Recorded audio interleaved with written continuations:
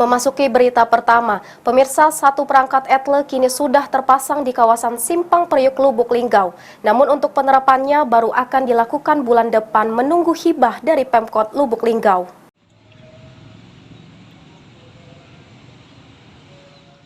Polres Lubuk Linggau sudah mulai melakukan pemasangan perangkat CCTV Electronic Traffic Law Enforcement atau ETLE di Simpang Priuk.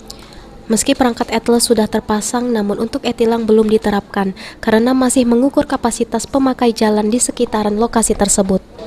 Sementara itu, untuk pemasangan perangkat ETLE di 4 titik jalan masih menunggu Pemkot lakukan e-tilang yang kemungkinan bulan depan baru diterapkan. Sudah terpasang di Simpang Priuk di Lubuk Linggau ini. Sementara itu hanya mengukur ya kapasitas pemakai jalan ya yang di sekitaran Simpang Priuk ini, yang melewatin Simpang Priuk. Itu hanya mengukur, dan nanti untuk pemasangan lengkap ya, pemasangan lengkap ini hanya menunggu pekerjaan ini akan dilelang.